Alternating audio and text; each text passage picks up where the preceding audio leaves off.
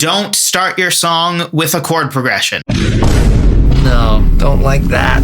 You serious? Now, I know that this is probably the most common way that people actually start writing songs, or at least it seems to be the most common way if you actually go to songwriting YouTube and podcasts and things like that. This seems like one of the main go-tos, but I actually think it should be maybe our least favorite way to start a song. Now, in order to explain my reasoning as to why this is actually one of the weaker ways to start writing a song, I need to explain how songwriting is a funnel. Now, when I say songwriting is a funnel, if you can imagine a funnel, it starts really wide at the top and then gets narrower and narrower and having a smaller and smaller circumference as you go down. So in the same way, at the beginning of a song, we have almost infinite creative room. We can write the song in any key. The theme or subject matter can be whatever we want. The meter of the lyrics can be whatever we want. We can have any song sections we want in any order we want. There's infinite options when we first start writing a song. But with each decision we make in our song, we are somewhat constraining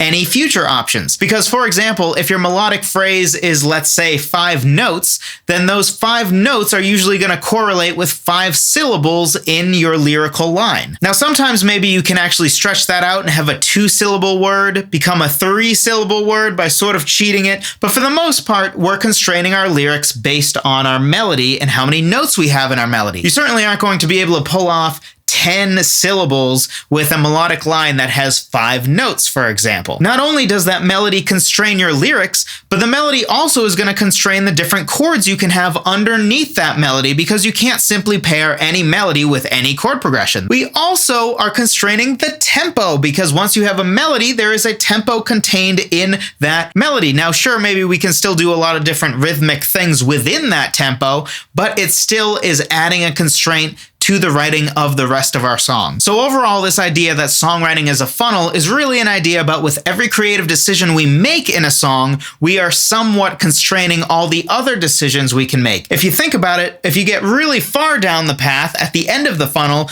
once you have a chord progression and a melody, lyrics, bass line, a couple guitar riffs, if you're going to add an extra synth part, you're super constrained. We already know the chords, we already know the tempo, we probably already have a pretty established rhythm. There's really not that much creativity left, at least compared to the amount of creativity you had at the beginning when literally anything was an option. So if songwriting is a funnel and we do have the most creative room at the beginning of every song when we haven't written anything yet, or when we've written few things, shouldn't we use that time to write some of the most important aspects of our song? So my argument basically is this. When it comes to a song, there are other elements of the song other than the chord progression that are, in my opinion, way more important than the chord progression. Lots of people will love a song simply because it has a great melody. A lot of people will love a song simply because it has a great bass line or a cool guitar riff. And a lot of people will like songs also because of its really deep or intriguing lyrics.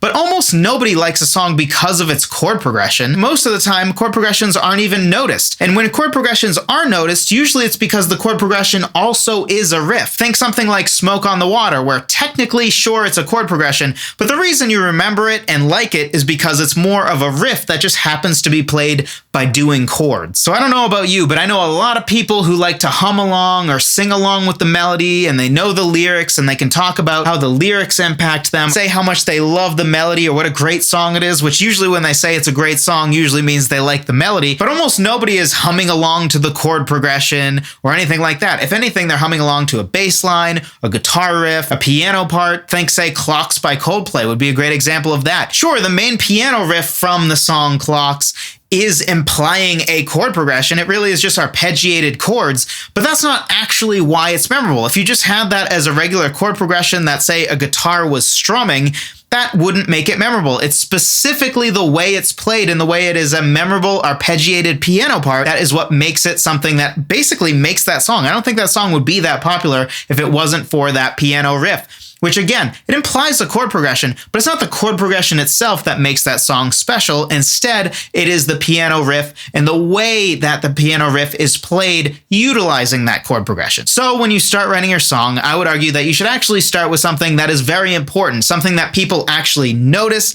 and something that has a bigger impact on whether your song is good or not. There are lots of great songs out there that are basic 2-chord songs, but they have a killer melody, they have interesting guitar hooks, or they have a great bass line, or maybe just great lyrics, and that's what helps it become a great song. And there really aren't any or many songs that are great songs because of the chord progression. Sure, there are songs that maybe music nerds like myself or say a Rick Beato might really like or appreciate because they do have an interesting chord progression, but for most people that simply isn't nearly as important, and even for people like me or Rick Beato, which I shouldn't even be in the same sentence as Rick Beato, but you get my point, that we still, overall, the melody's more important, right? Or a great bass line or a great guitar riff is still more important than the chord progression. So all to say, songwriting is a funnel. We should use the top of that funnel where we have the most creative space, which is the beginning of our song, to write more important parts than the chord progression. You should write a great piano riff instead, or maybe a great bass line, or an awesome guitar hook,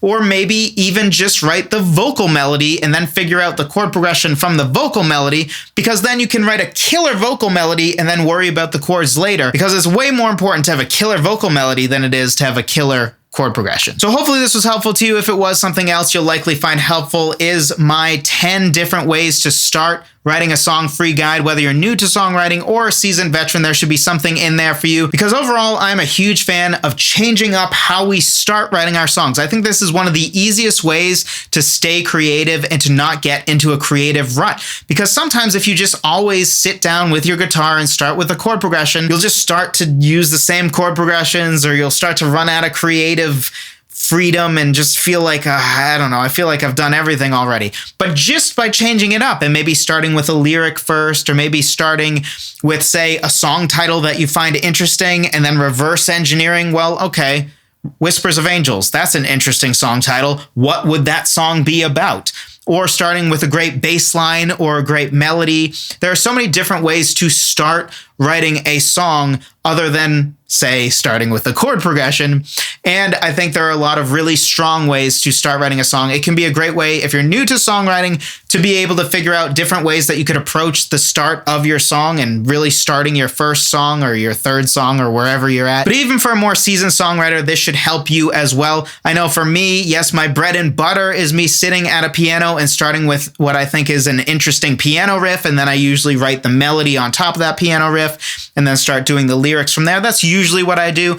But sometimes I will just run out of creative room. I'll sit at that keyboard or piano and be like, I feel like I've done all this before. I feel like everything I'm doing just doesn't seem that memorable. But just switching to, say, writing a bass line, even if it still is with a keyboard or piano, I don't need to get my bass out necessarily, or starting with a guitar riff, or starting with an interesting sound, or maybe I take a recording of my dog barking and pitch it down and stretch it out. I'm like, oh, that's an interesting sound, and then build a song off of that. In fact, I've told the story before that I've written a song actually that literally started with, I recorded a ceiling fan, pitched it way down, and then slowed it way down to give this whoosh type synth sound, which that was a terrible impression of it. But anyway, and that was actually the beginning of a song, and I built a song off of that. So there's so many different ways to start writing a song. If you're interested in that, be sure to check it out. Link in the description down below. Thank you so much for watching. I appreciate every single one of you. I'll talk to you in the next one.